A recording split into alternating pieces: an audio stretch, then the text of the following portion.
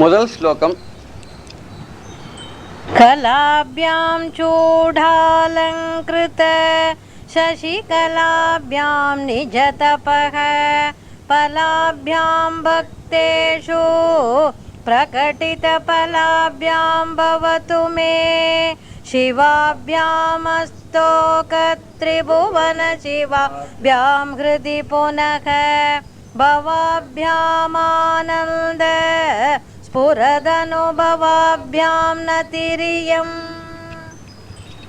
கலாபியாம் சூடாலங்கிருத சசிகலாபியாம் நிஜ தபஹ பலாபியாம் நிஜ தப பலாபியாம் சேர்த்து வரைச்ச பக்தேஷு பிரகடித பலாபியாம் பவது மே சிவாபியாம் அஸ்தோக திரிபுவன சிவாபியாம் ஹிருதி புனர்பவாபியாம் ஆனந்த ஸ்புரத் அனுபவாபியாம் நதியம்.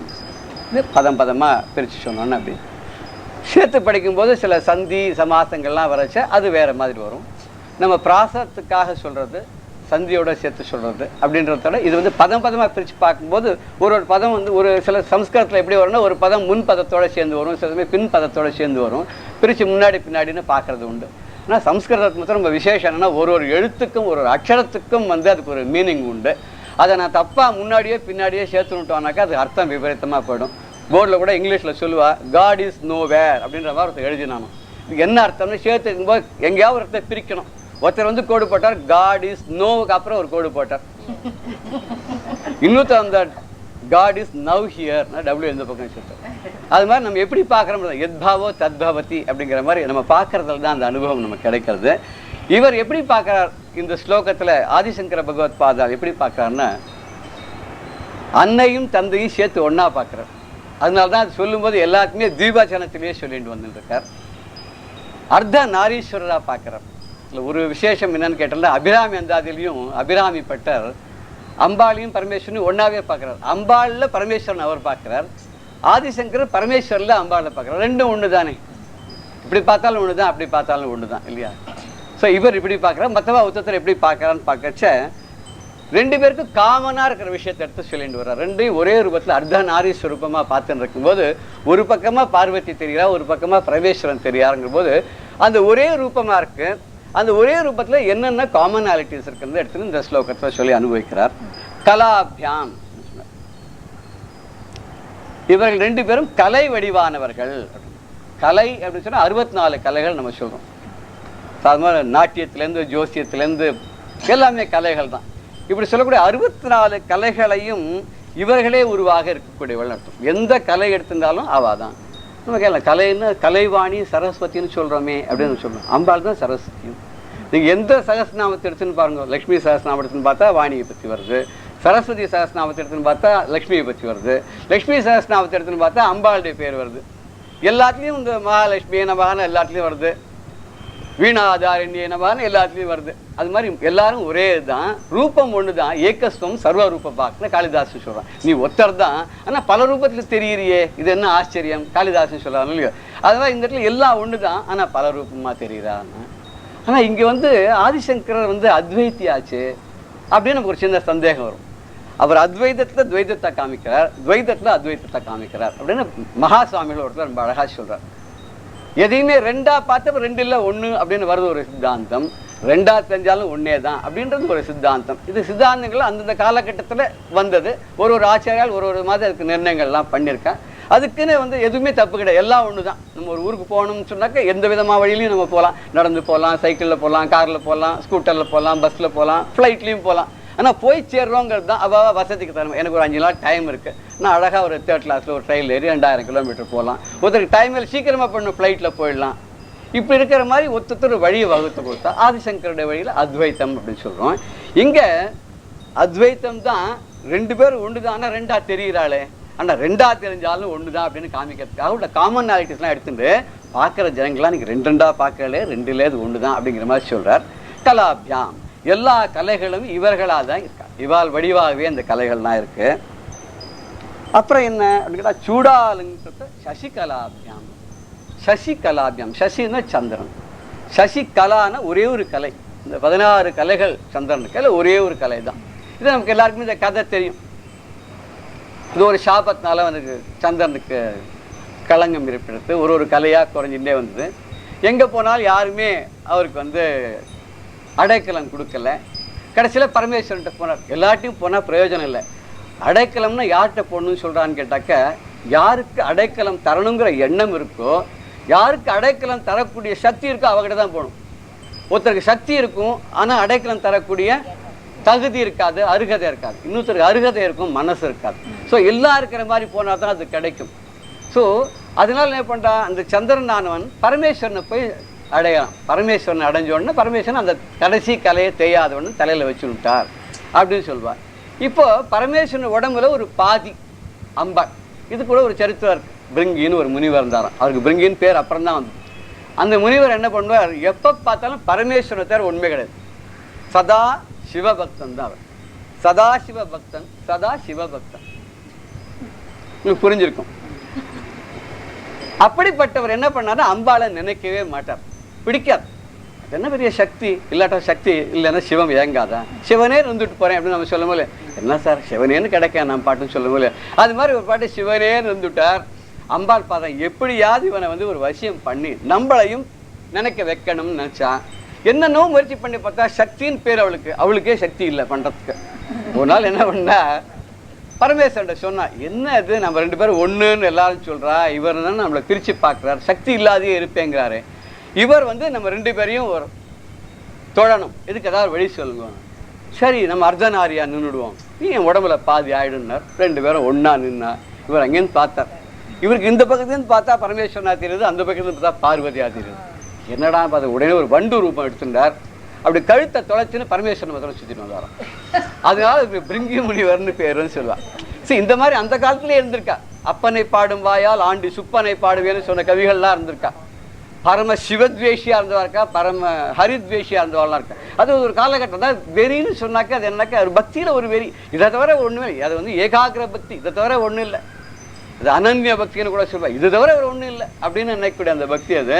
இந்த முனிவருக்கா அப்படின்னு நின்னான்னா, அப்போ இந்த பார்வதியும் பரமேஸ்வரனும் ஒன்னா நின்ன போது அந்த சந்திரகலை எங்கே இருந்தது, அங்கேயே தான் இருந்தது. அது யாருக்கு சொந்தம்? ஒரு வீடுன்னு வாங்குறோம், வாங்கினா யாருக்கு சொந்தம்? மாமா பேரில் வாங்கினாலும் மாமி பேரில் வாங்கினாலும் வீடு ரெண்டு பேருக்கு தான் சொந்தம். கைலாசத்தை நான் சொல்கிறேன். அவர் கைலாசாதிபதியான அவர் பரமேஸ்வரன் இருந்தாலும் பார்வதி ரெண்டு பேருக்கு தானே சொந்தம். அதுவே இந்த ரூபத்திலையும் எல்லாமே அவள் ரெண்டு பேருக்கு சொந்தம்னால அந்த சந்திரகலையை ரெண்டு பேருக்கு உரியதாக காமிச்சு சசிகலா தரனாக ரெண்டு பேரையும் பார்க்குறார். சூடாலங்கிறதுனா சூடான முடின்னு அர்த்தம், தலைன்னு அர்த்தம். சூடாமணின்னு சொல்லுவோம், ஒரு மணி தலையில் வச்சுக்கிட்டாலும் சூடாமணி. சூடாமணி பிரதானம்னா கதையெல்லாம் கூட ராமாயணத்துலாம் கேட்போம். இங்கேருந்து அங்குலிய பிரதானம், ராமர் அங்குலியம் கொடுத்து அமிச்சார். அங்கேருந்து சீதை சூடாமணி கொடுத்து அமிச்சார், தலையில் வச்சுருந்தது. அதை பார்த்தோன்னே சீதையே பார்த்த மாதிரி இருந்து ஆலிங்கனம் பண்ணார். ராமன் கதை பார்த்துக்கும் போது அப்படி சூடான தலைன்னு அர்த்தம். அதை மணியை அணிந்துக்கலாம், சூடாமணின்னு பேர். நம்மளாம் பாதி அலமாரில் வச்சுருது, சூடாத மணியாக போயிடுது. சூடாமணின்னு தமிழில் சூடாத மணி எல்லாம் வாங்கி அலமாரில் இருக்கும். நம்ம எல்லாம் முக்கால்வாசி எல்லாம் இதில் இருக்கும், எங்கள் சேஃபில் இருக்கும் இல்லையா, சேஃபில் இருக்கவா சேஃபாக இருக்கும். இந்த சந்திரகலையை தலையில வந்து அழகா அணியா அணிந்து கொண்டிருக்கிறார்கள் ரெண்டு பேரும். அப்படிப்பட்டவர்களை நிஜ தப பலாபியாம்.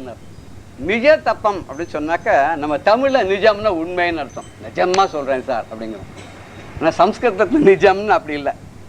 தன்னுடைய ஓன் செல்ஃப், என்னோடதே சார், இது ரொம்ப நல்லா இருக்கேன், என்னோடது சார், நான் வாங்கினது என்னோடதே அப்படிங்கிறோம் இல்லையா. என்னோடதே அந்த ஏகாரங்களே அதுதான். அது மாதிரி நிஜங்கிறதுக்கு அதுதான் அர்த்தம். இந்த நிஜ தபம்னா உண்மையான அவர்களுடைய தபத்தினால் நிஜ தப பலாபியாம். ஒரு தபஸ்ன்னு பண்ணா ஒரு பலன் இருக்கணும் மூலியம். எந்த தபஸ்க்கும் பலன் உண்டு. இங்கே இவா பண்ண தபஸ்க்கு பலன் இருந்தது. என்ன தபஸ் பண்ணா ரெண்டு பேரும் அப்படின்னு கேட்டா, பரமேஸ்வரன் அடையணும்னா பார்வதி தபஸ் பண்ணா. நமக்கெல்லாம் தெரியும். தாக்ஷாயணியா இருந்தா தட்சன் பண்ண யாகத்துக்கு போகணும்னு ஆசைப்பட்டா பரமேஸ்வரன் போகக்கூடாதுன்னார், மீறிண்டு போனார். நம்ம நிறைய திருவிளையாடல் சினிமா எல்லாத்தையும் பார்க்குறோம், கதையெல்லாம் கேட்டுருக்கோம். அங்கே போனால் நிறைய கதை சொல்லுவார். அவர் திரும்பி வந்தால் அவர் ஏற்றுக்க மாட்டேன்னார்.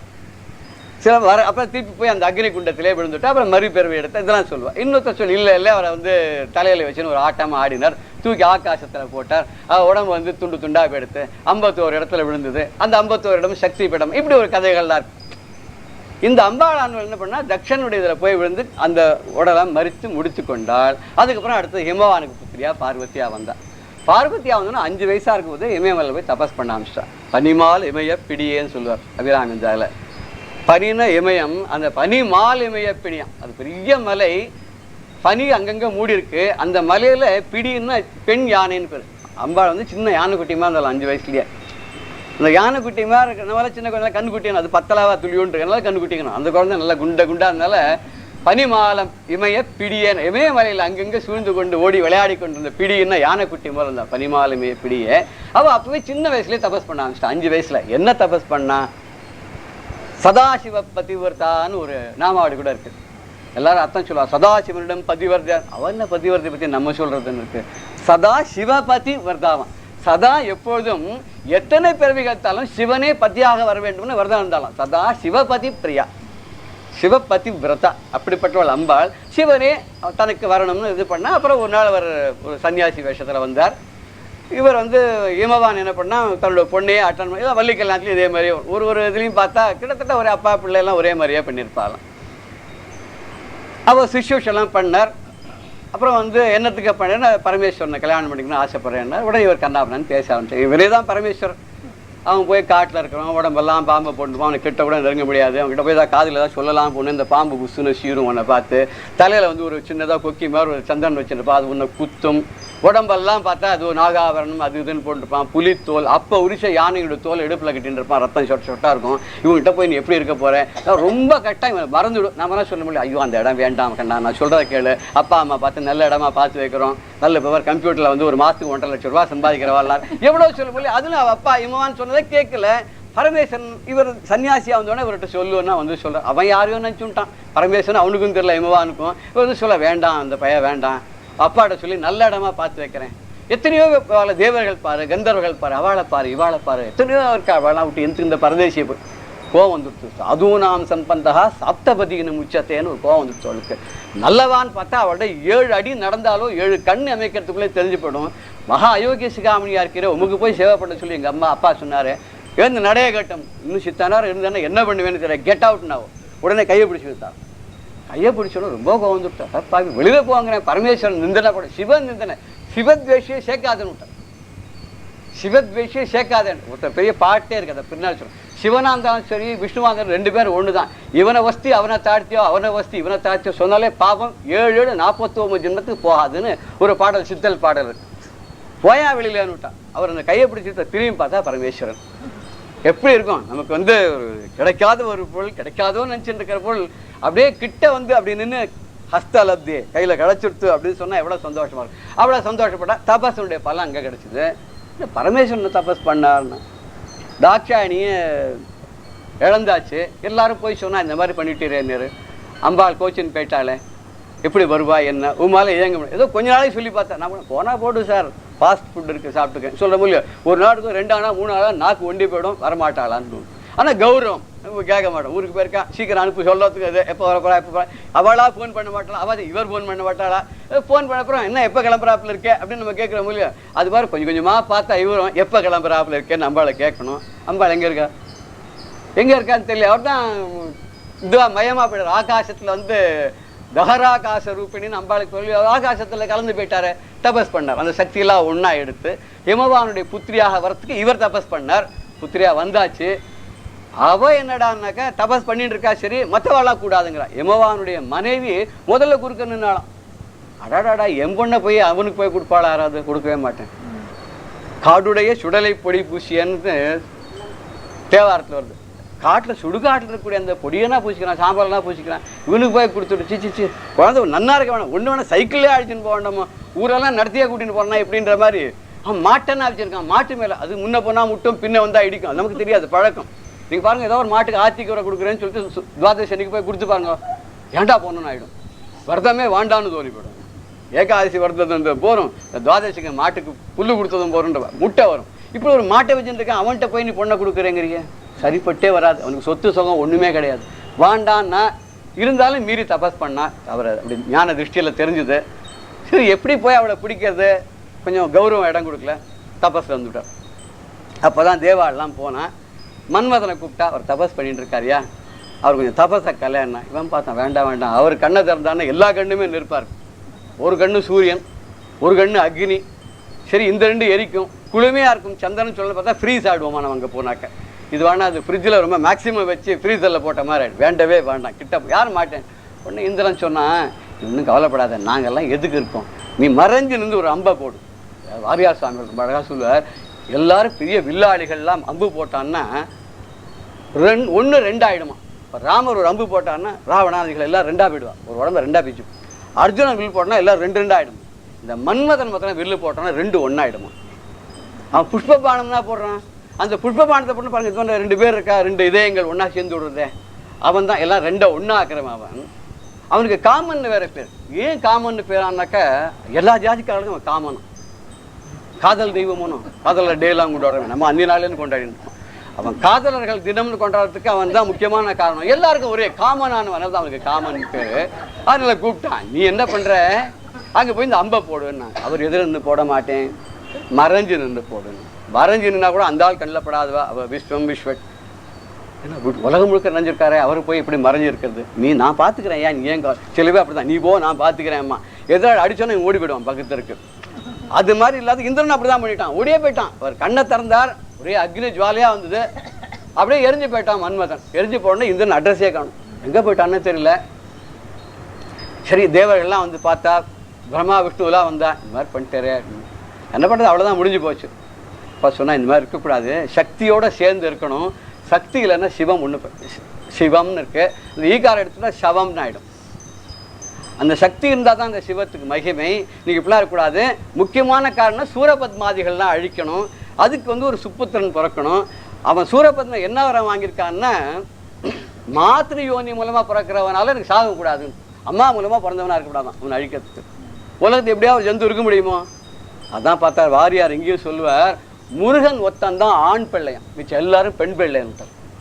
அக்கிரமா இருக்கேன்னா எல்லாரும் பெண்ணுக்கு பிறந்தவங்க பெண் பிள்ளையான். முருகன் ஒருத்தனும் டைரெக்டாக ஆணுக்கு பிறந்தானோ. எப்படின்னு நெத்திக்கண்லேருந்து அந்த ஜுவாலையா 6 முகம், பஞ்சமுகத்தோட அம்பாளுடைய முகம் சேர்த்து 6 முகமாக 18 கண்ணில் 6 நெற்றிக்கண் வழியாக அந்த அக்னி வந்தது. அக்னி வந்து அதுலேருந்து சூரன் அழிக்கத்தாக முருகன் பிறந்தான், வேற கதை. அதுக்கு முன்னாடி வரும், நம்ம வந்து பிள்ளைக்கு பேர் வச்சுருவோம் கல்யாண பந்தலே, இன்னும் ஜாதகமே பார்க்கறதுக்கு முன்னாடின்ற மாதிரி. இங்கே என்னன்னா அம்பாள் தபஸ் பண்ணிட்டு, அம்பாள் வந்து அங்கே பிறக்க வைக்கணும். இவர் ஒத்துண்டார்னா மனசால நினைச்சார், அம்பாளுடைய சக்தி வந்து ஏமாவானுக்கு பெண்ணா பிறந்துவிட்டார். அப்புறம் அந்த தபஸுடைய பலனாக இவர் போனார், அங்கே போய் அவளை வந்து வசீகரம் பண்ணார், கல்யாணம் பண்ணார். அதை தான் இங்கே சொல்லும்போது ஒரே கல்ல 2 மாங்காமல் 2 கதையும் ஒரே இதில் சொல்லிட்டார். நிஜ தப பலாபியாம், அவரவர்களுடைய தபத்துக்கு பலனை அடைந்தவர்களாக இருக்கக்கூடியவர் அப்படின்னா. அதுக்கப்புறம் பக்தேஷு பிரகடித்த பலாபியாம், பக்தேஷு தன்னுடைய பக்தர்களிடத்திலே அடியார்களிடத்திலே பிரகடித்த அப்படின்னா வெளிப்படுத்தப்பட்டன்னு அர்த்தம். பிரகடித்த பலாபியாம், அவர்களுக்கு கொடுக்க வேண்டிய அருளை பலனை கொடுப்பது அப்படி தெரிஞ்சு. நம்மளாம் கூட பண்ண ஒரு டியூப் லைட்டில் கூட பேர் எழுதிடுவோம், அந்த டியூப் லைட்டில் வெளிச்சமே தெரியாது, அவன் பேர் உபயம் அப்படின்னு போட்டு பேர் அட்ரஸ் எல்லாம் போட்டுக்கும் டியூப் லைட்டில். அது மாதிரி இல்லை, இவர் எப்படி வெளிப்படுத்துறாருன்னா, என்னை தொழுதால் உனக்கு கண்டிப்பாக அருள் உண்டு அப்படிங்கிறத வெளிப்படுத்துறாராம். இவாட்ட போனால் கிடைக்குமோ கிடைக்காதோ தெரியாது, உள்ளே போனால் நம்ம லொல் லொல்னு கத்தும் இல்லையா. முதல்ல அதுதானே இருக்கும். ஒருத்தராவது இப்படி தான் போர்டு போட்டிருந்தா, ஒரு 10 நாள் கழிச்சு பார்த்தா போர்டு மற்றனுக்கு அந்த லொல் லொல்னு கத்துறதை காணும். வாட்ச்மேனை கேட்டார் அவர், இன்னும் அந்த லொல் லொல்னு கத்துணும். இல்லை இப்போல்லாம் அவளே அதை பண்ணி விட்றா அப்படின்னு, உள்ளே இருக்க வேலை. இது மாதிரி இவாட்ட போனால் கிடைக்குமா கிடைக்காதான்னு நமக்கு தெரியாது, ஆனால் இவாட்ட போனால் கிடைக்கும்ன்றதை பிரகடிதம் பண்ணுறாளாம் இல்லையா. பகவான் கூட பெரியவா சொல்லுவா, அம்பா இப்படி கை காமிக்கிறாளாம், வலது கையை. எதுக்காக கை காமிக்கிறான்னா, போய் காலில் விழுந்து விட்றாமா, விழுந்தோடனே போரும் எழுந்துடாக்கண்ணா அப்படிங்கிறாளாம். போரும் நான் பார்த்துக்கிறேன் அப்படிங்கிறாளாம். இதே பரமேஸ்வரன் போய் விழு, அவர் பார்த்துட்டே இருப்பார். இங்கே வா நான் பார்த்துப்பேன், ஏன்னா அவர் பார்க்குறாரான்னு நான் பார்த்துப்பேன் அப்படின்னு அம்பாள் சொல்கிறாளாம். அதே மற்ற சுவாமிகளான் படுறத பிரகட்டித வராபீத்திய அபிநயான்றார் ஆச்சாரியால் சொல்லும்போது, பயாத்ராத்தும் தாத்தும் பலமைப்பிச்ச வாஞ்சா சம்மதிக்கம் எதுனா சரண்யே லோகானாம் தவகை சரணாவே வனுகுணம். இந்த அம்பாள் முதல்ல ஒன்றும் கை கூட காட்டுறதில்லை, நம்மளா சும்மா இமேஜின் பண்ணிக்கலாம் கை காட்டுறதாக.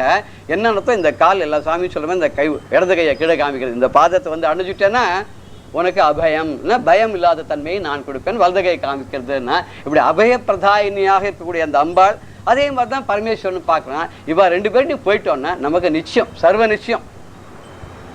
இவாட்ட டியூஷன் வச்சுக்கோ, குழந்தை 100க்கு 140 மார்க் வாங்குங்கிறான். நிச்சயம், சர்வ நிச்சயம். ரிசல்ட் பாருங்க சார் 120%ங்கிறான் இல்லையா. சர்வ நிச்சயம் என்னது, பிரகட்டித்த பலம். இதில் அங்கங்கே போட்டால் வெளிப்படுத்தினா தான் தெரியுது. அதாவது it is not enough that you are honours, you should also look to be ஆனர்ஸ்னா ஒரு வேலைக்கார கவி. வெறுமை ஒரு ஆனஸ்டாக இருந்தால் மாத்திரம் போராதான், பார்க்கறதுக்கும் ஆனஸ்டாக இருக்கணும் இல்லையா. ஒரு 4 பேர் சொல்றது, நாமளா இருக்கிறது, கை தேர்ந்தவாளா இருக்கிறது, இத்தனை இவளை பார்த்தாலே இவா கிட்ட போனால் நம்ம காரியம் நடக்கும்னா பிரகட்டித்த, அதாவது வெளிப்படுத்தப்பட்ட பலாபியாம், அருளை விளைவிக்க செய்பவர்களாக தெரிபவர்கள். இவர் பார்த்தாலே ஹெல்ப் பண்ணுவர் போல இருக்கு சார், ரொம்ப கருணாமூர்த்தியாக தான் இருக்கார், இவர் போன நடக்கும். இப்போ பரமாச்சாரியை பார்த்து நமக்கு அப்படி ஒரு எண்ணம், அவர்கிட்ட போய் சும்மா மௌனமாக காஷ்டமாக உட்காந்துருப்பான், காஷ்ட மௌனம் இல்லை. ஆனால் இங்கே போய் எல்லாரும் அரை மணி நேரம் எல்லாத்தையும் சொல்லிட்டோம், எல்லாத்தையும் விரும்ப கேட்பான். அவர் கேட்டுனாரா? கேட்டார்.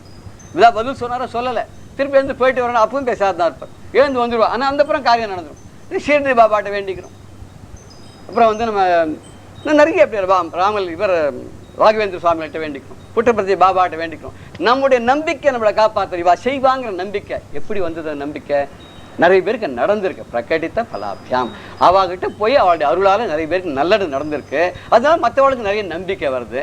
அப்படி இந்த இடத்துலையும் என்னை வந்து அடைந்தவளுக்கு என்னுடைய அருள் கண்டிப்பாக உண்டு, அருளுடைய பலன் உண்டுன்னு சொல்ற மாதிரி பிரகடித்தம் பண்ணிட்டு இருக்காளாம். அதுக்கப்புறம் அஸ்தோக திரிபுவன சிவாபியாம்னு, திரிபுவன சிவாபியாம், திரிபுவன 3 லோகங்களுக்கு, 7 14 லோகம் சொல்றாள், நீங்க 3ங்கிறதுன்னா இந்த 3ல பிரதானமா எடுத்துக்கூடியது முதல் பூமி, அதுக்கிட பாத்தாளம், அதுக்கு மேல சொர்க்கம் அப்படின்ற மாதிரி நம்ம வச்சுட்டு இருக்கோம். இந்த 3 லோகத்துல தான் வந்து ஜீவித்தங்கள் இருக்கிறதாக ஒரு ஐதீகம். ஸோ இந்த 3, ஒன்று பாப்பம் பண்ணா கீழே விடும், நல்லது பண்ணா மேலே விடும். 3 சேர்த்து தானே. இந்த உமா அப்படிங்கிற எழுத்துல கூட பார்க்கலாம், ஆ உ இம் அப்படின்னு இருக்கு. உ இம் ஆ, அது பிரிச்சா உமான்னு வரும்.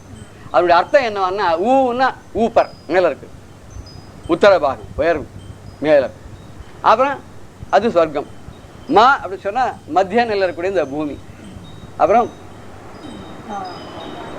அடுத்து என்ன கீழே அதளம். ஆனா அதளம், அதளம்னா அதில் பாதாளத்துக்கு போயிடவும் இல்லையா? இந்த வாரியார் சொல்ல ஒரு இடத்துல அம்பாளுடைய பாதத்துக்கு போயிட்டா அதோ கத்தினர், அதாவது அவளுடைய பாதம் கதி, அதை மறந்தா அதோ கத்தினர், அதை விட்டுட்டா கீழே அதில் பாதாளத்துக்கு போகணும் அப்படின்னாரு. அப்படி ஒரு பாதாளத்துக்கு போகக்கூடிய அந்த 3 லோகத்தை மத்தியில் எடுத்து சொன்னார். இந்த 3 உலகங்களுக்கும் மங்களத்தை செய்பவர், மங்களத்தை தருபவர். அஸ்தோக திரிபுவன சிவாபியாம்னர். எப்பேற்பட்ட மங்களம்? அஸ்தோகன், அஸ்தோக்கன்னா குறைவே இல்லாத, எடுக்கெடுக்க அள்ள குறையாதது. எவ்வளோ எடுத்தாலும் வந்துருக்கு, அக்ஷய பாத்திரம் மாதிரி வந்துட்டே இருக்கும், வர வர வர வர வந்துட்டே இருக்கும். ஒரு தடவை பரமேஸ்வரன்ட்ட ஒருத்தன் போய் கேட்டானா, நான் ரொம்ப கஷ்டப்படுறேன், எனக்கு எதாவது கொடுன்னு. அவரை பார்த்துட்டே இருந்தால் கொடுக்கவே இல்லை. ஒரு நாள் அம்பாள் சொன்னா, இவனுக்கு எதாவது கொடுத்துடேன், இவனுக்கு கொடுக்கணும் தான் எனக்கு ரொம்ப ஆசை, குறைவில்லாத கொடுக்கணும்னு ஆசை. கொடுத்தா அதுக்கப்புறம் அவனுக்கு அதுலேருந்து வேற யாருக்கையும் போகக்கூடாது, அப்படி கொடுக்கணும்னு ஆசை. கொடுத்துறான். என்ன பரமேஸ்வரன் சொன்ன, நான் கொடுத்துடுவேன், ஆனால் இவனுக்கு அந்த அனுபவிக்கிற பாக்கியம் இல்லை, மனசில் கொஞ்சோண்டு கல்மஷம் இருக்கு, அது போகணும், இருந்தாலும் பரவாயில்ல நீங்கள் கொடுத்து ஆகணும். இவன் என்ன பண்ணால், ஒரு கொளுத்து வேலை செய்கிற மாதிரி ஒரு மேஸ்திரின்னு வச்சுங்களேன், ஏதோ ஒரு ஊருக்கு இன்றைக்கி எங்கேயா வேலை கிடைக்குமான்னு பார்த்துன்னு போயிட்டே இருந்தான். போச்சு, ஒரு மரம் ஒன்று இருந்தது. இந்த மரத்து மேலேருந்து ஒரு அசரீர் சொல்லிட்டு கீழே ஒரு இந்த வேர் ஒன்று போகிறதே அங்கே தோண்டிப்பார், அங்கே வந்து ஒரு குடம் இருக்கும், அதை எடுத்துன்னு போ அனுபவி. என்ன பண்ணால் அந்த தோண்டினா ஒரு குடம் இருந்தது. அது பார்த்தா முழுக்க தங்கத்தில் சின்னதாக தோரம்பருப்பாங்க.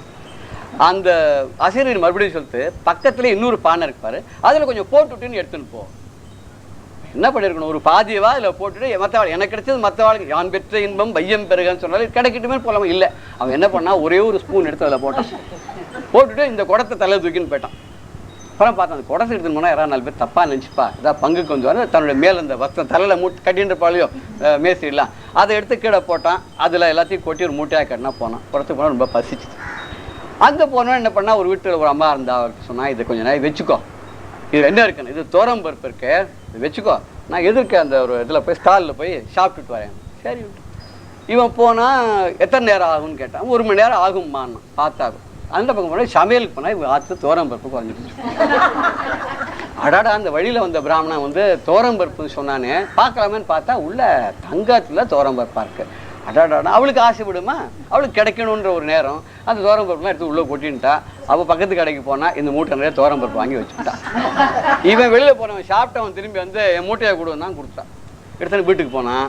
வீட்டுக்கு போயிட்டு, ஆஹா சந்தோஷமா, எனக்கு என்ன அருமையான நாள் சொல்லி பிரிச்சா உள்ளெல்லாம் நெஜா தோரம் பருப்பு. எடுத்து இந்த வீட்டுக்கு வந்தான் சண்டைக்கு. சொன்னேன், இந்த தோரம்பருப்பு தானே வச்சிருக்கேன்னு சொன்னேன், வேற எதுவும் சொல்லலையே, தோரம்பருப்பு இருக்கா இல்லையா? பஞ்சாயத்துக்கு போனால் பஞ்சாயத்துக்கு சொல்லிட்டான், நீ தோரம்பருப்பு இருக்குன்னா தோரம்பருக்கு போதும். இவன் நேரம் எடுத்து இந்த மரத்தடிக்கு போனான். பரபிரமே கொஞ்சம் முன்னாடி சொன்னேன், ஏமாத்தி இப்படியே நிற்கணும். நான் ஒன்றும் ஏமாத்தலை, ஒன்று உனக்கு தங்கத்தை கொடுத்தேன் அள்ளி, நீ எடுத்து நான் அனுபவிக்க வேண்டியதான், உனக்கு அனுபவ பிராப்தி இல்லை. சரி, அதுக்கு தான் சொன்னேன், இந்த பக்கத்தில் இருக்கிற பானையில் கொஞ்சம் போட்டுவிட்டு போகணும். இவர் பாதியோ முக்காலோ போட்டுருந்தேன்னா உனக்கு கொஞ்சம் தான் தொலைஞ்சிருக்கும், மீதி வந்து உனக்கு இங்கே கிடைச்சிக்கும் இல்லையா? உன்னுடைய அல்பத்தனை நீ என்ன பண்ண, ஒரு ஸ்பூன் போட்டு வச்சிடலாம், இந்த ஒரு ஸ்பூன் தான் உனக்கு பாக்கியம், எடுத்துன்னு போகணும். அது அவளுக்கு கொடுத்தியே அப்படின்னு கேட்டான். அது சொன்னா அவளுக்கு ஏன் கொடுத்தேன்னு தெரியுமா? அவளுக்கு பாக்கியம் இருக்கு, அனுபவிக்க பாக்கியம் இருக்கு, உனக்கு பொறாமை இருக்கு. தயானந்த சரஸ்வதி சொல்லுவார், 2 பேர் வந்து சொர்க்கத்துக்கு போயிட்டாலும் ஒருத்தர் புராணிகரான், ஒருத்தர் ஆட்டோகாரன். அங்கே புராணிகருக்கு ஒரு சாதாரண ஒரு வீடு ஒன்று அங்கே கொடுத்தான் இந்திரன். அதில் சின்ன புஷ்பகவானம், ஒரு சின்ன குடத்தில் அமிர்தம் எல்லாம் வச்சு. இந்த ஆட்டோக்காரருக்கானே அவன் வந்து பஷீர் அகமது, அவன் இவர் வந்து கோபாலகிருஷ்ண சாஸ்திரி ஏதோ பேர் வச்சுப்போமே இவருக்கு அப்படி. அந்த பஷீர் அகமது பெரிய பங்களா, பெரிய ஒரு இந்த கேடிலக் கார் மாதிரி ஒரு விமானம், ஒரு ஜார் நிறைய இது, தோட்டம் தோட்டம் பிரமாதமாக தனி வீடு, இவருக்கு ஃப்ளாட்டு. ரொம்ப கோவம் வந்துடுச்சு இருக்கு புராணிகருக்கு. நேராக போனார் இந்திரன்கிட்ட. போனால் அங்கே 10 மணிக்கு தான் ஆஃபீஸ் திறக்கிறது. ஒரு தேவத்தை அங்கே ரிசப்ஷன் உட்காந்தான். எப்போ இந்திரன் இப்போ வருவார்னு போயினால் அப்பாயின்மெண்ட் அங்கே கொடுத்தாச்சு, கார்டெலாம் அனுப்பிச்சாச்சு. கூப்பிட்டான். போய் கேட்டான், என்னது இந்த மாதிரி அநியாயம் பண்ணுற நீ? நான் தினம் எவ்வளோ பிரவச்சனம் பண்ணிருக்கேன், ராமாயணம் சொன்னேன், பாகவதம் சொன்னேன், கீதையை சொன்னேன், என்னென்னவோ சொன்னேன், எனக்கு துளியூண்டி இடத்த கொடுத்துருக்கேன். அவன் பஷீர் அகமது வந்து தினம் ஆட்டோ ரிக்ஷா ஓட்டின்னு போய் ஊரில் அக்கிரமம் பண்ணிட்டு இருந்தான், தண்ணியை போட்டு தகராறு பண்ணி கலராக, அவனுக்கு போய் இவ்வளோ பெரிய வீடா? இந்திரன் சொன்னா, ஒரு நிமிஷம் பொறாமையை முதல்ல விடு. என்ன காரணம்னு சொல்லிட்டோமே, நீர் வந்து கதை சொன்னீர், உண்மை கதை சொன்னதுக்கு கேட்கறதுக்கு வந்தவர் 100 பேர், அதில் 50 பேர் கவர்மெண்ட்லேருந்து ரிட்டையர் ஆனப்பா. அப்பா எதுக்கு வந்தாலும் அங்கே தான் பார்க்க முடியும், ஒருத்தர் இந்த பென்ஷன் வந்ததா, அந்த பிஎஃப் வந்ததா, இந்த கிராச்சுவிட்டி வந்தா, உன்னோட அப்ளிகேஷன் எவ்வளோ இல்லை, என்னோட இதை கேட்கறது தான் வந்தா. இன்னும் மிச்ச பேர் வந்தாலும் ஆற்றுல ஹிம்சை தாங்காத குழந்தையெல்லாம் போ படிக்க போன்னு அனுப்பிச்சுட்டா. அவள் வந்தா, ஏன்னா ஆற்றுல டிவி பார்க்கணும், குழந்தைல கேட்ட வரைக்கும் அவள் அனுப்பிச்சுட்டா. கதை கேட்க வந்தா. இங்கே கதை கேட்கல, இதில் உட்காந்து அந்த லைட்டில் புத்தகம் படிச்சிருந்தான். மொத்தம் 100 பேரில் 5 பேர் தான் உங்கள் கதையை கேட்டான். இருந்தாலும் நீ நல்லதை சொன்னீர், இப்போ சின்ன வீடு. அவனுக்கு ஏன் கொடுத்தான்? அவன் ஆட்டோவை எடுத்துன்னு வெளியில் வந்தான். ஊர் ஜனம் முழுக்க கடவுளையே கடவுளையே பகவானை காப்பாற்று காப்பாற்று, இந்த பயம் வந்துட்டான்னா யார் மேலே இடிச்சுடுவோனோ, யாரை கொலை பண்ணிவிடுவோனோ பயந்து சதா சர்வ காலமும் அகில உலகத்தையும் அப்படியே நாமத்தை சொல்ல வச்சான். அல்லாங்கிறா, ஈசுங்கிறா, கிருஷ்ணாங்கிறா, ராமாங்கிறா, அத்தனை பேரையும் ராமநாமத்தையும் கிருஷ்ணநாமத்தையும் சொல்ல வச்சான். சதா சர்வ காலமும் அவன் இன்டெரக்டா பக்தி அவன் பரப்பினால அவனுக்கு பெரிய இடம் கொடுத்தேன் அப்படின்னு சொன்னான். அப்படி வந்து குறைவற்ற செல்வத்தை கொடுக்கணும்னா அவன் நினைச்சாதான் கொடுக்க முடியும். அது அனுபவ பாத்தியத்தை அவன் தான் கொடுக்கணும். அவன் அருளால் அவன் தாழ் வணங்கின்னு மாணிக்கவாதிகள் சொல்றார். அவனோட அருள் இல்லைன்னா இந்த வழியா போயிட்டு இருப்பான். அப்ப பார்த்து யாரோ சார் அப்படின்னு கூப்பிட்டான், திரும்பி பார்ப்போம் போயிடும். பஸ்ஸில் போயிட்டே இருப்போம், கோவில் திறந்துருக்கும், ஆஞ்சநேயரை பார்க்கலாம்னு நினச்சிட்டு இருப்போம். அப்போ பார்த்து எதிர்க்கு ஒரு பஸ் போயிடும், இங்கே திருப்பதி சாமியை பார்க்கலாம்னு இங்கேருந்து போயிட்டே இருப்போம். பார்த்தா நம்ம ஒரு காரில் போயிட்டுப்போம், நமக்கு இந்த பக்கமாக ஒரு பஸ்காரன் போயிடுவோம். அப்போ சாமியை பார்க்க முடியும், ஒரு க்ஷணத்தில் போயிடும். பெரியவா சொல்லுவா, நான் திருப்பதிக்கு போயிருந்தேன், சுவாமியை பார்க்கவே முடியல, வந்துவிட்டேன். நீ என்னத்துக்கு பார்க்கணும், அவன் தான் அவனை பார்த்துட்டேன், சந்தோஷமா இருக்கு. அதனால் அவன் பார்க்கணும், அவன் நினைச்சு நம்மளை கூப்பிட்டாதான் நாம் அங்கே போக முடியுமே தவிர தலைகட நின்னாலும் நான் ஒரு கோவிலில் போய் பார்க்கணுன்னு, ஒரு சத்சங்கத்துக்கு போகணுன்னு, ஒரு நல்ல விஷயங்களை கேட்கணுன்னு, ஒரு சாண்டிங் போகணும். இத்தனை பேர் நீங்கள் இருக்கீங்கன்னா இது இத்தனைக்கும் பகவானுடைய கருணை நமக்கு பரிபூர்ணமாக இருக்கிறதுனால தான் நம்மளாம் ஒரு கோட்டீஸ்வரனாக படைச்சிருக்கான். அது எப்படி கோட்டீஸ்வரன் இன்னொரு சந்தர்ப்பத்தில் நம்ம பார்ப்போம்.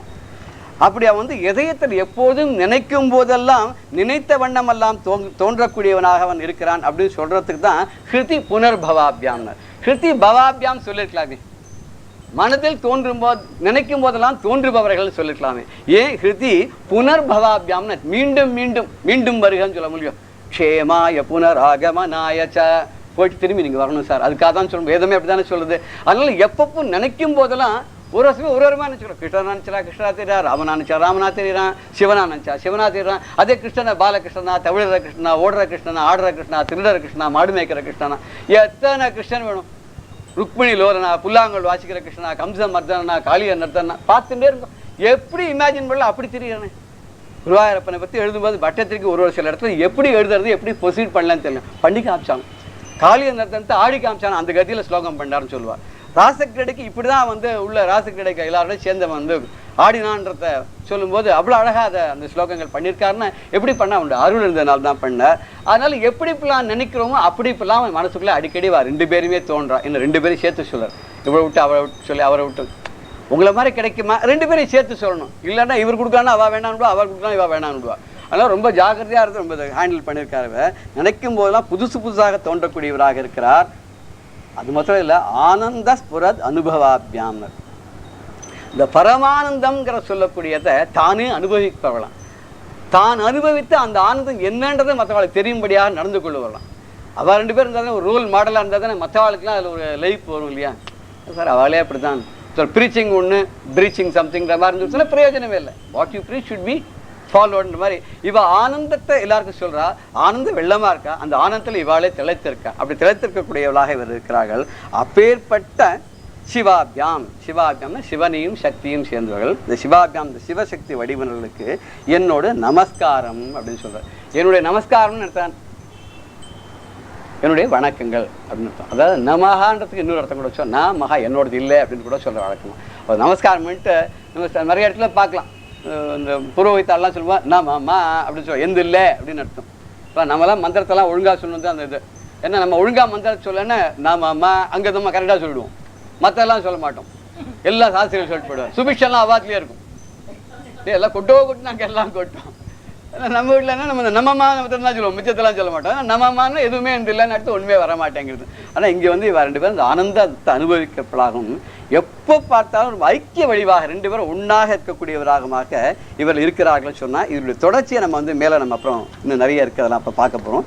இதில் வாகர்த்தாபிவ சம்பிருக்தோ வாகர்த்த பிரதிபத்தை ஜெகத பிதரவு வந்து பார்வதி பரமேஸ்வரன் காளிதாசன் சொல்கிறான். இல்லைன்னா எப்படியானது சொல்லும் பொருளும் அப்படி சொல்லும் பொருளும் என நடமாடும் துணைவருடன் புல்லும் பரிமள பூங்கொடியன் அபிராமிதார் சொல்ற மாதிரி சொல் எப்படி பொருளும் ரெண்டு ஒன்னா சேர்ந்து போறதோ, ஒன்று தொடர்ந்து போறதோ, எப்படி பொருள் இல்லைன்னா சொல் பிரயோஜனம் இல்லோ, சொல் இல்லைன்னா பொருள் வந்து வெளியில் விளக்க முடியாதோ, ரெண்டு எப்படி ஒன்று தொடர்ந்து போறதோ, அது மாதிரி பார்வதியும் பரமேஸ்வரனும் ஒருத்தர் பிரியாத இணை பிரியாத ஐக்கிய பாகமாக ஐக்கிய வடிவமாக சிவாபியாம் சொன்ன மாதிரி அவ இருக்கான்றது இந்த ஸ்லோகம் சொல்ற. அப்படிப்பட்ட ஜெகத பிதரோ வந்து இந்த உலகத்துக்கெல்லாம் தாய் தந்தையராக இருக்கக்கூடிய அவ ரெண்டு பேரையும் பார்வதி பரமேஸ்வரன், இவர் பார்வதியும் பரமேஸ்வரனும் வந்தே வணங்குகிறேன். காளிதாசன் அதே மாதிரி தான் சொல்லியிருக்கார். மிச்சவாலம் எப்படி சொல்லியிருக்காரு பின்னாடி பார்க்க போகிறோம். இந்த பார்வதி பரமேஸ்வரன்றத ரொம்ப காளிதாசன் அழகான ஒரு பன்னிங் பண்ணிருக்கான். அதை மாத்திரம் சொல்லி ஒரு 6 நிமிஷத்தில் முடிச்சுக்கிறோம். பார்வதி பரமேஸ்வரன், பார்வதியும் பரமேஸ்வரும் ஜெகத பிதரவு வந்தேன்னு. இந்த பிதரோன்ற வார்த்தைக்கு தாய் தந்தை ரெண்டுக்கும் சேர்த்துன்னு அர்த்தம். முதல்ல என்னவோ அதுதான் தந்தை தாய். தந்தை தாய் இருந்தால் உமக்கு இந்த தாழ்வெல்லாம் வருமோ ஐயான்னு ஒரு பாட்டு கூட இருக்கு. அதாவது தந்தை முதல்ல சொல்லி அப்புறம் தாய் அப்படின்னு சொல்றோம். பிறவிக்கு முதல் காரணம் தந்தை, அப்புறம் தாய் அப்படின்னு சில இதெல்லாம் ப்ரூஃப்லாம் இருக்கிறதுனால. இன்னொன்று சொல்லலாம் பிதரவ் அப்படி சொன்னாக்க அதுக்கு வந்து பித்ரு சப்தம் அப்படின்னா பிதா பிதரோ பிதரஹ அப்படின்னா தாய், 2 தகப்பன்மார்கள். ரெண்டு தகப்பன்மார்கள் எப்படி என்ன உலகத்துக்கு 2 தந்தைகள்னா அதுக்கு அப்பவே தெரியும். பிற்காலத்து சைவம் வைஷ்ணவம் 2 பேரும் சண்டை போட்டுக்கு போறா. அதில் 2 பேரையும் சொல்லிவிடுவோம். என்ன பண்ணா ஜெகத பித்தரை வந்து பார்வதீப ரமேஸ்வரவ் அப்படின்னு பிரிச்சான். பார்வதீபன் பார்வதிக்கு பிரியமானவனான ஈஸ்வரனும் ரமாவுக்கு பிரியமான அந்த ரமேஸ்வரன்னு விஷ்ணு மகாவிஷ்ணு 2 பேரையும் வந்தேன்னு சொல்லிட்டு போட்டால் சில பேர் சாத்துரியமான விளக்கம் சொல்லுவா. அப்படி எடுத்துக்கலாம். இப்படி எடுத்துக்கலாம். எந்த ஒரு கிரந்தத்தை ஆரம்பித்தாலும் ஒரு பகவானை ஸ்தோத்திரம் பண்ணி ஆரம்பிக்கிறதா ஒரு வழக்காக இருக்கிறனால தான் சிவானந்த லகரிலையும் ஆச்சாரியால் என்ன பண்ணுறாருன்னா பார்வதியும் பரமேஸ்வரனையும் ஒரே ரூபத்தில் பார்த்து அதை அப்படியே வர்ணனை பண்ணி ஆரம்பித்து இப்பேற்பட்ட வாழ்க்கை என்னுடைய நமஸ்காரமானது உரிதாகட்டும் அப்படின்னு சொல்கிறார். இதே சேக்கிழார் வந்து பெரிய புராணம் பண்ணும்போது உலகலாம் உணர்ந்து ஓதற்கு அறியவன் நிலவுலாவிய நீள்மலி வேணியன் அழகில் ஜோதியன் அம்பலத்து அடுவான் மலர் சிலம்படி வாழ்த்தி வணங்குவோம் அப்படின்னு இதே பரமேஸ்வரன் சொல்றார். இந்த உலகத்து மக்கள்லாம் அவனை உணர்ந்து அறிந்து இப்படிப்பட்டவன் தான் என்று நிர்ணயம் பண்ண முடியாது இருக்கக்கூடியவன் அவன். ஏன்னா வந்து காலதேச வர்த்தமானத்துக்கோ வாக்குக்கும் சொல்லுக்குமோ கட்டுப்பாடாதவன், எண்ணத்துக்கெல்லாம் அப்பாற்பட்டவன் இதில் சொல்றார். நிலவு உலாவிய நீள்மலி வேணியன்னு சொல்லும்போது சந்திரக்கலை தலையில சூடி கொண்டிருக்கிறான். அங்கே கங்கையும் இருக்கிறது. இந்த 2 பேரும் உலாவக்கூடிய நீள்மலி வேணியன்னு மலிந்த நீளமான சடையை உடையவனாக இருக்கிறான்.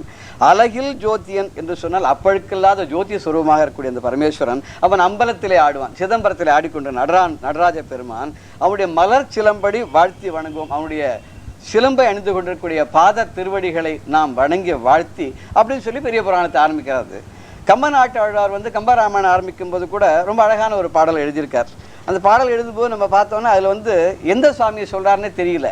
ஆனால் ஒரே சுவாமியை 3 வேலையும் பண்ணுறதாக ஆக்கல் காத்தல் அழித்தல் பண்ணுறதாக எடுத்துக்கிற மாதிரி எழுதியிருக்கார். அதில் தலைவர்னு பொதுவாக சொல்லிவிடுறார். உலகம் யாவையும் தாமுள வாக்கலும் நிலை பெருத்தலும் நீக்கலும் நீங்களா அலைகளா விளையாட்டுடையார் அவர் தலைவர் அன்னவர்க்கே சரண் நாங்களேன்னு சொல்லி முடிக்கிறார். இந்த உலகம் எல்லாவற்றையும் தானே உண்டாக்கினனாகும், அதை வளர்ப்பவனாகவும் அதை கடைசியில் அழிப்பவனாக முத்தொழிலும் செய்து கொண்டு இந்த நீங்காத ஒரு விளையாட்டிலே தான் ஈடுபட்டு கொண்டு சந்தோஷம் அடைந்து எல்லோரையும் காப்பாற்றி கொண்டிருக்கிறான், அந்த உலகத்தை ரட்சித்துக் கொண்டிருக்கிறான். அவன்தான் தலைவன், வேற யாரும் தலைவன் கிடையாது.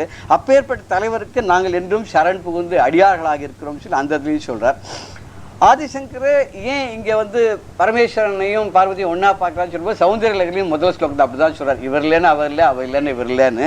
சிவசக்தியாயுக்தோ எதிபவதி சக்தா பிரபவித்தம் நச்சேத் ஏவம் தேவா நகலு குஷலஹா ஸ்பந்தித்தும் அப்படிங்கிறார். சக்தி சிவனும் ஒன்றா சேர்ந்து இருந்தால் தான் சிவனால் வந்து ஸ்பந்தித்தும் அப்படிங்கிற ஒரு அங்கங்கே அசைகிறது கூட முடியுமா. நச்சேத் ஏவம் படி இல்லைன்னு சொல்லிட்டா அவனால் ஆடக்கூட முடியாது, அசங்க கூட முடியாது. சக்தி இல்லைன்னு நம்ம ஒன்றுமே இல்லாத சக்தியே இல்லை சார், ஆளை விட்டுடுங்க சொல்ல அப்படி தான் இருக்கு. அது அபிராம அந்தாதியில் கூட ரெண்டு பேரும் சேர்ந்தே தான் பார்க்குறார். வவ்விய பாகத்து இறைவருங்கையும் மகிழ்ந்திருக்கும் செவ்வியும் உங்கள் திருமணக்கோலம் சிந்தையுள்ளே அவ்வியம் தீர்த்து என்னை ஆண்ட பாதமும் ஆகி வந்து வெவ்விய கால நென்மேல் வரும்போது வெளி நிற்கவேன்னு சொல்கிறார். இதனுடைய ஒரு அர்த்தத்தை ரொம்ப விளக்கமாக பின்னாடி நம்ம ஒரு சந்தர்ப்பத்தில் பார்க்க போகிறோம்னாலும் நான் ஜாஸ்தி இதை பற்றி இப்போ டீல் பண்ணலை. இப்பேற்பட்ட ஒரு ஆண்டவனை வந்து பரமேஸ்வரனை பார்வதியை சேர்த்து ஒரே சுரூபத்தில் பார்க்குறார். எப்பொழுதும் மனதுக்குள்ளே நிறைந்திருக்கக்கூடியவன் இவனுடைய நாமம் நான் என்று சொல்லிக்கொண்டே இருப்பேன். இந்த நாமம் இன்னும் நிலைத்திருக்கும். நான் மறந்தாலும் இந்த உடம்பு மறந்தாலும் இந்த நாவானது சொல்லி கொண்டிருக்கும் சொல்லும்போது ஒரு சின்ன பாடலோட நம்ம இந்த நிகழ்ச்சி இன்னைக்கு முடிச்சுக்கிறோம். இந்த உடல் சளைத்த போதும் இன்னல் பல சூழ்ந்த போதும் எந்தன் வினை வாட்டும் போதும் யமன் எதிரே நிற்கும் போதும் சொந்த பந்தம் அற்ற போதும் சொத்து சுகம் இழந்த போதும் நந்தி அமர் நாயகா என் நவிலும் நமச்சிவாயமே. இது மாதிரி தேவாரத்தில் ஒரு பாட்டு வருது, சொல்லும் நான் நமச்சிவாயமேன்னு சுவாமிகள் சொல்லியிருக்கேன். நம்ம அதே மாதிரி இதில் பார்க்கணும், இந்த உடல் சளைச்சி போனாலும் சரி, எனக்கு எத்தனையோ கட்டங்கள் வந்து சூழ்ந்தாலும் சரி, என்னுடைய பூர்வ ஜென்ம வினையோ இப்போ சேர்த்த வினையோ என்னை படுத்தினாலும் சரி, வாசலில் வந்து யமன் வந்து கதவை திட்டே வாடா போகலான்னு கூப்பிட்ட போதும் சரி, என் சொந்த பந்தங்கள்லாம் விட்டுட்டு இவனுக்கு சொத்து சுகங்கள்லாம் போய் ஒன்றும் இல்லாத இது அப்பாவியாக நிற்கிறதுக்கிட்ட ஒன்றுமே இல்லை, நமக்கு பிரயோஜனம் இல்லை அப்படின்னு விட்டுட்டு போனாலும் சரி, இந்த நந்தி மேலே ரிஷபாருடன் இருக்கக்கூடிய பரமேஸ்வரா பார்வதியோட விளங்குறியே என்னுடைய நாவானது என்னென்னும் நமசிவாயமேன்னு சொல்லிட்டு இருக்கும், உன்னுடைய இது இந்த நாவானது மறக்காமல் என்று சொல்லி கொண்டிருக்கும் என்பதை சொல்லி இன்றைய நிகழ்ச்சியை நாம் பூர்த்தி பண்ணுறோம். ஸ்வஸ்தி பிரஜாபிய பரிபாலயந்தாம் நியாயேன மார்கேண மகிஷா கோப்ராமணேபியோ சுபமஸ்து நித்யம் லோகா சமஸ்தா சுகினோ பவந்து. கரச்சரணகிருதம் வா காயஜம் கர்மஜம் வா ஸ்ரவண நயனஜம் வா மானசம் வா பராதம் விகிதம் அவிகிதம் வா சர்வமே தத்ஷமஸ்வ. சிவ சிவ கருணாப்தே ஸ்ரீ மகாதேவ சம்போ. காயேன வாச்சா மனுஷேந்திரைவ புத்தியாத்மனா வா பிரகிருதே ஸ்வபாத் கரோமி யத்யத் சகலம் பரஸ்மை ஸ்ரீமன்னாராயணாயேதி சமர்ப்பயாமி. ஓம் சத்குருभ्यो நமः. பார்வதீஷம் பாவயே சததம் பரிபூர்ண கருணாவீக்ஷம் ஸ்ரீ பார்வதீஷம் பாவயே சததம் கார்த்திகேய ஜனகம் ஸ்ருதஜன ஆர்த்திகரம் அர்த்த நாரீஸ்வரம் ஸ்ரீ பார்வதீஷம் பாவயே ஹிமாத்ரிஜா ரமணம் ஹிதப்ரதம் சமாஸ்ருத சாது ஜனரக்ஷகம் ரமாபதிநுதம் கும்பஜார்ச்சிதம் க்ஷமாகரம் ஷடர்த்தநேத்ரயுதம்